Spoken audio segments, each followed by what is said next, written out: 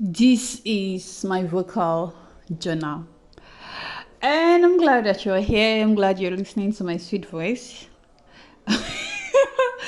Yes, I have a sweet voice. I'm glad you're here. I'm glad you're taking this time off your busy schedule to listen to this. And even if you are listening to this while working or doing something, it's a form of distraction. You won't get overwhelmed. You won't get lost in whatever you're doing. It's like a time off. And I'm glad that you're here. I'm happy that you're listening to me. And just sit back or keep doing what you're doing while we continue talking. Okay, so I was scrolling through TikTok and there's this lady on TikTok. I think she's a nurse. She's a midwife. Yeah, they're all nurses. She's a midwife, and she was giving. I came across the part two of a video she was making or she made, and she was talking about things or rules of the labor ward. Yeah, that was the caption, rules of the labor ward, and it was the part two, and I listened till the end, not like anything, but I listened to the end, and it just made me. The memories of my delivery that I thought I'd partially forgotten about. It felt like I was experiencing that day all over again. The memories were fresh, the experience was fresh, everything felt so real and intense. And I thought to myself, that's true. You've actually not said, or you've not told anybody about your labor and delivery story. And I thought to myself, why not say it? Why not do that? Probably it's going to help one or two persons out there and what to expect, because mine was not really the conventional type, it didn't happen the way I imagined it in my head. It actually didn't happen the way I imagined it in my head. It was totally different from what people portray online. You know, you see videos of people when they go to give birth. They don't tell you details. They actually don't tell you details. So you go in having expectations, and even during the antenatal, I don't think they even gave me details. Or I had idea of what to expect there. I only just thought, oh, I would come, I'll labor. Then when I'm 10 centimeter dilated, I push. They will tell you it's like a strong poop. You just poop it out. Well, I don't think I had enough information as to what to expect in the delivery ward. Even if I went there prior to when I gave birth to ask questions, nobody gave me details of what to expect. So most of the things I experienced were kind of new to me. But before I go into the labor story, let me say something that came to my mind lately. I know a lot of people are waiting for 1st January 2025 to start screaming new year, new me. Or they are waiting for 1st January 2025 to start mapping out goals and plans for the year 2025. Trust me when I say it might be a little bit late if you start that day. Because let's be honest with ourselves. 1st January it's kind of busy. You want to wish loved ones a happy new year. You'll be answering lots of calls. Maybe you even have a place or two to go that day. Generally, 1st January is not really a quiet day. It's a busy day. And after the 1st January, you might think to yourself, okay, 2nd January, let me just relax. I still have 30 more days to go to plan the new year. So with time, your days are running out, you are feeling more reluctant to plan the new year, and before you know it, you feel overwhelmed.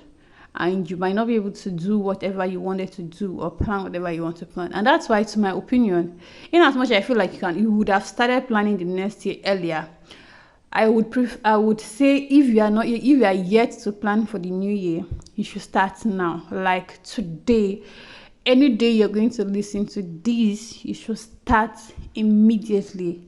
Start planning your new year, because I just feel like it makes more sense, because you're planning for the next year. So why wait till that day or that year to start planning for that same year? Why not just map out strategies, map out your plan for the new year now? And it's going to give you more time to think. Sit back and think, because in new year you're already there. You'll try to put everything together. And before you know it, you're not accomplishing anything, you're not meeting your goals or your targets, you're not doing anything tangible. But if you start planning now, you have from now to the end of this year, and in which every day you can edit and re-strategize and just put things together before the new year. You have a lot of time to plan for that new year. So whatever you hope to achieve for that new year, why not start planning for it now? And if you feel like you have a goal to achieve, maybe for example you want to start a workout routine, and you're telling yourself, okay, in January I'll start a workout routine. I accept that for whatever reason you are very busy that you can't start now. I don't see any reason why you would have to wait for the new year to start that. Maybe a diet plan, whatever, you're just waiting for 2025. 2025 January is like another month. Why not just start now? And if you start now, by January 2025, you're already into whatever you plan to do. If it's the workout, you're already familiar with the workout, and you just continue like that. And before the end of next year, you must have achieved your weight loss goal, your body goals, whatever you plan to achieve. If you want to keep fit, if you want to add weight, if you want to lose weight, if you just want to stay healthy, you must have achieved that. So just start now. Don't wait till the new year. You have a lot of time this month to plan for it. And in as much as I want you to plan, while planning, don't forget that this is in the time of celebration, joy. So try as much as possible to spread joy, spread happiness, and in fact, focus on yourself. You need to be happy in order for you to spread happiness to someone else. So think of this season, this period, this month as a season of joy, which it is actually. And just be deliberate every day of your life. Be intentional about your happiness. Be intentional about your joy. Don't let anything, anybody whatsoever steal your joy. Yeah, that is the motivation for today. I think I've passed. I think you can give me my award now as a motivational speaker. Yeah, moving to the birth story. So I gave birth on a Sunday. Before that Sunday, I was already having. Okay, so throughout the period of my pregnancy, I kind of had discharge. Like, I think it's quite normal. So I kind of had discharges. I don't know if this information is even relevant, but the week or the days leading up to the delivery, my discharge became extremely watery. Like watery, like when I mean watery. So when I wear panty liners, in no time, in less than an hour, it is soaked. And I mean soaked. It's like you open sachet water and pour it on it. It's soaked. I was not understanding at first. I was thinking, okay, maybe because I had a membrane. Is it membrane sweep? Yeah, I had a membrane sweep. So I was thinking, okay, it's the after effect of that, because they said they are going to have discharges on the likes of it. So I was thinking it's the after, but it stayed. It started small. The wetness started small, and over time it became intense. So usually, even if I know that not a lot of persons their water break, and I'm aware that water also can also leak, I didn't know how it's supposed to be. Like, I had no idea. So you see, when you watch movies, when a woman when her water breaks, it's like push. The whole floor is soaked, she is wet, and then she knows that it is time to go to the hospital. But for me, it didn't happen that way. Well, I think it eventually did, but not immediately. In fact, it did. Yeah. So Saturday, the whole of Saturday, I was so uncomfortable. I didn't like that I had to keep changing panty liners. In fact, not just panty liners and the panties every hour, every 2 hours. And I was not understanding why it was so liquid, watery like that. Then at night, at about 7 p.m. to 8, But I think around 8 p.m. I was no longer comfortable. I was like, okay, if this thing continues till the morning, being Sunday morning, I would go to the hospital for them to check me, because one thing I know is that if your water breaks, you don't have to, on within 24 hours you have to whether go to the hospital or something, because you might get infected because your water has broken. So I don't want to have any issues with infection. Okay, so this is getting long. I'll try to make it short so we will not have to spend a lot of time here. Around 8 p.m. I called the midwife. I was like, oh, this is what I'm experiencing. I don't know if I should go to the hospital or not. She said it is better for me to just go to the hospital that night and get it checked. It's better like that way. I was still reluctant, but because in fact I wasn't the one that called the midwife. My husband was the one that called the midwife because he insisted that we have to call her. I was like, oh, she's a married woman. She's with her family. She might not like that we're calling her this late. But when we called her, she was very friendly. In fact, she's one of my favorites. She was very friendly and advised us to go to the hospital. So we went to the hospital without anything, no hospital bag, and then because we just wanted to go get checked to be sure that what I am expressing is not something to be worried about. We went to the hospital, I got checked, and they were like, oh, you're 3.5 centimeter dilated. I said, okay. They said, that means you're not going back home tonight. And in my head, like, wow, things are getting real. Mind you, I was not having any cramps or labor pain or whatever. I was not having any contractions at that time. I was like, but I don't have any contractions. Can't I go home and come back when I have contractions? Because I was told it's better to labor at home before coming to the hospital. I don't feel anything. She was like, oh, but you're 3.5. What will happen is we're going to keep you here for 4 hours. After 4 hours, if we check you and there's no progress, then you can go home. But for now, your husband needs to go get your things and come.